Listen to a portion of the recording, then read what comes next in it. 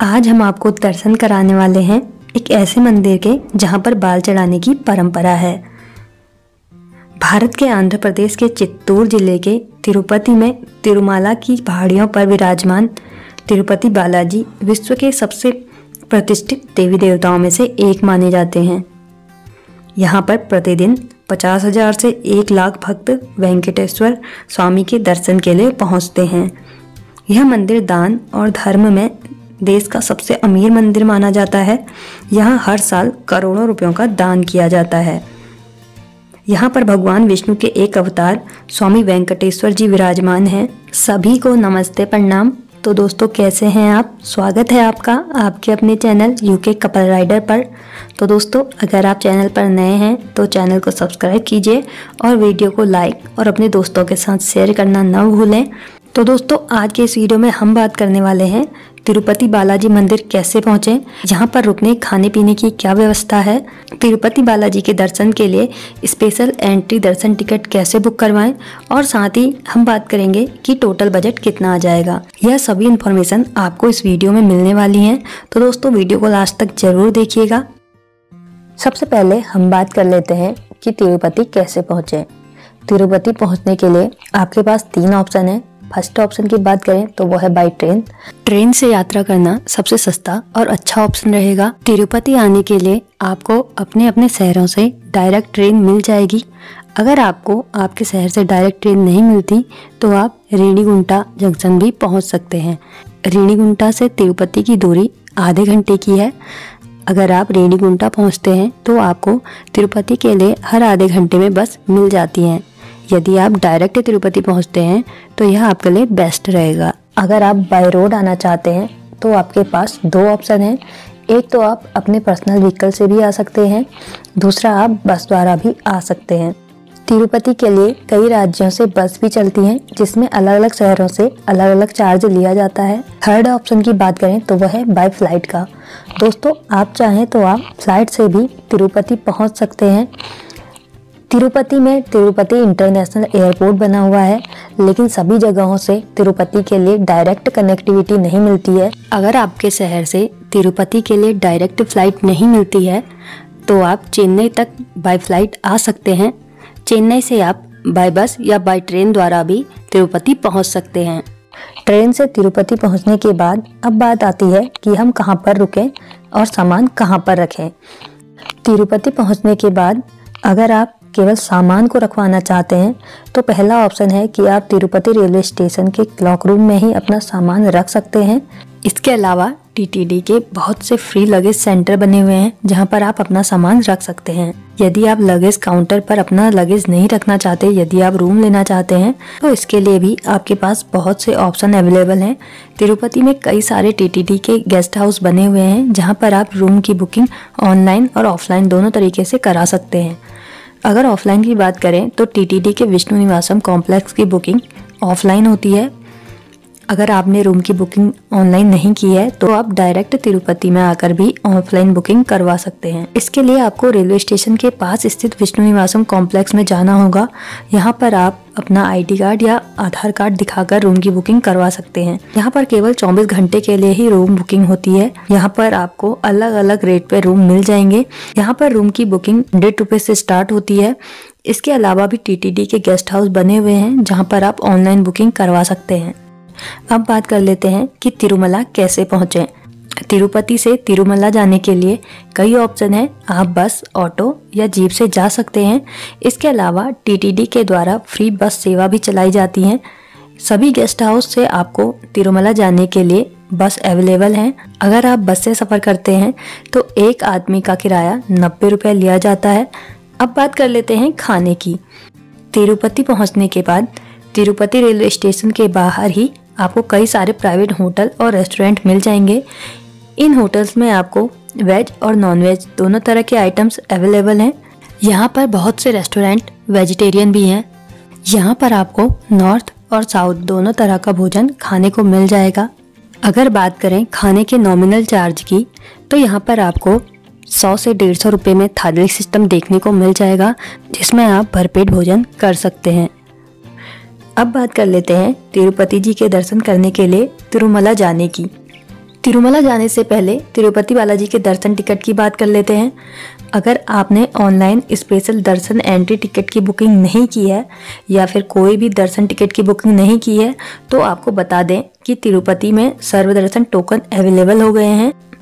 तिरुपति में 3 जगहों पर सर्वदर्शन टोकन टिकट काउंटर बनाए गए हैं, जिनमें से पहला है भूदेवी कॉम्प्लेक्स, दूसरा है श्रीनिवासम कॉम्प्लेक्स और तीसरा है गोविंदराजा कॉम्प्लेक्स। रेलवे स्टेशन के जो सबसे नज़दीकी काउंटर बना हुआ है वो है गोविंदराजा धर्मशाला।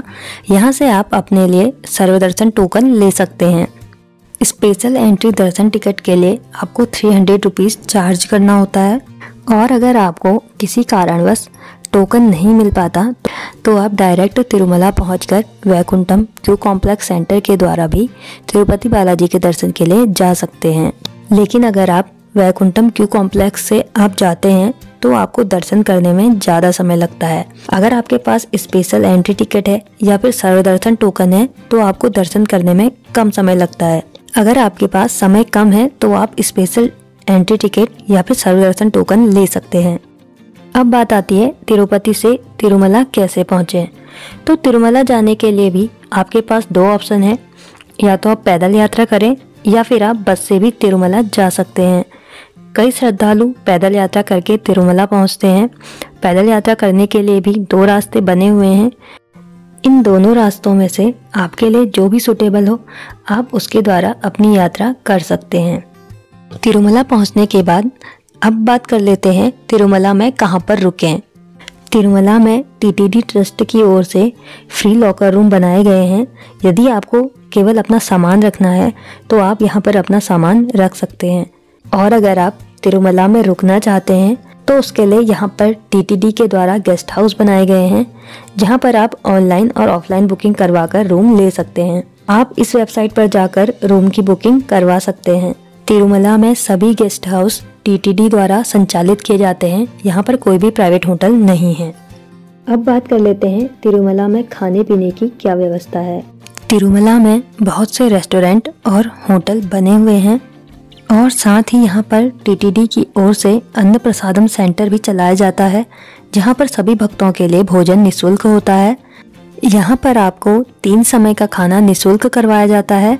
जो भी भक्तजन तिरुपति बालाजी के दर्शन करने आते हैं वे सभी यहाँ पर भोजन जरूर करते हैं, क्योंकि यहाँ पर जो भी भोजन मिलता है उसे तिरुपति बालाजी का प्रसाद माना जाता है। लोग इसे प्रसाद के रूप में लेते हैं। अब बात कर लेते हैं तिरुपति बालाजी के दर्शन कैसे करें। तो दोस्तों, तिरुपति बालाजी के दर्शन के लिए जिनके पास भी स्पेशल एंट्री दर्शन टिकट होता है तो उनके दर्शन टिकट में ही स्लॉट टाइम और रिपोर्टिंग एड्रेस लिखा हुआ होता है। दिए गए टाइम के हिसाब से ही आपको दर्शन के लिए जाना होता है और जो आपका रिपोर्टिंग एड्रेस होता है उसी एड्रेस से आपका पता चलता है कि आपको कहाँ पर जाना है। और जिनके पास सर्वदर्शन टोकन होता है उनके टोकन में भी स्लॉट टाइम दिया रहता है और उसी टाइम में आपको जाना होता है।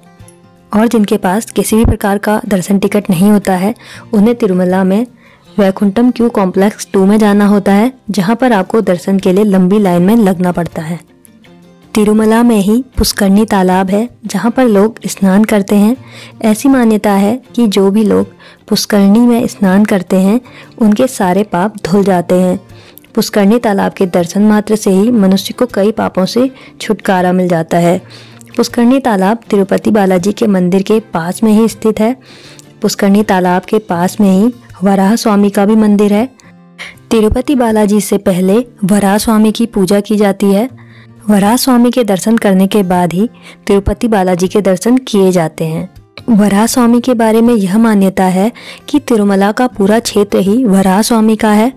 तिरुपति बालाजी जब श्रीनिवास के रूप में तिरुमला आए थे तो तिरुपति बालाजी को वराह स्वामी ने ही रुकने के लिए जगह दी थी। तिरुमला में वास करने के लिए जगह मिलने के बाद तिरुपति बालाजी ने वराह स्वामी को आशीर्वाद दिया कि तिरुमला में सबसे पहले पूजा और सबसे पहले नैवेद्यम वराह स्वामी को ही अर्पित होगा। इसलिए सबसे पहले वराह स्वामी के दर्शन किए जाते हैं और उसके बाद ही तिरुपति बालाजी के दर्शन करते हैं। तिरुपति बालाजी के मंदिर में आपको किसी भी प्रकार का कैमरा, फ़ोन लेके जाने की अनुमति नहीं है।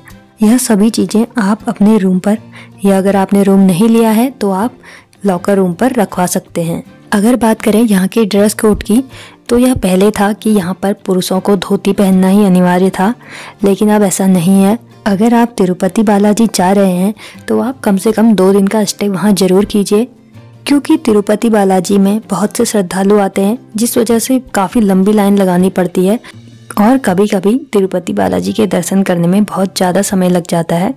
इसलिए आप अपना बैकअप साथ पर लेकर चलिए। तिरुपति में कुछ अन्य धार्मिक स्थल भी हैं। पद्मावती मंदिर, गोविंदराजाजी स्वामी मंदिर, श्री कोदांडरम स्वामी टेम्पल, श्री राधा कृष्णन मंदिर, सप्तगिरी, श्री कपिलेश्वर स्वामी मंदिर, यहाँ पर भी आप जाकर दर्शन कर सकते हैं। अब बात कर लेते हैं तिरुपति बालाजी में कुल खर्चा कितना आ जाएगा।